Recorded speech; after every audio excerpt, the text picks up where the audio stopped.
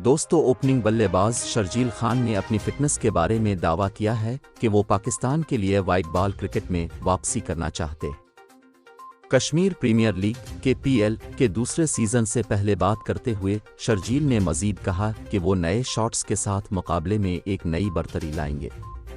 Opener ने कहा, cricket शायकीन मेरी फिटनेस और महारत की बेहतर सतह का मुशाहिदा करेंगे, जहां मैंने 2 नए T20 शॉट्स तैयार किए हैं और कश्मीर प्रीमियर लीग में उनकी निकाब कुशाई करूंगा।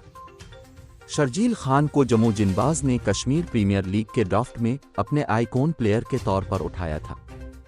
पाकिस्तान के लिए एक बार फिर बैन अल-अक़वामी क्रिकेट खेलने के बारे में अपने ख़यालात का इजहार करते हुए शर्जील ने कहा कि वो इस दिन का बेसब्री से इंतज़ार कर रहे हैं। शर्जील ने मज़ीद कहा, मैं पाकिस्तान के लिए वाइट बॉल फॉर्मेट्स में वापसी का बेसब्री से इंतज़ार कर रहा हूँ।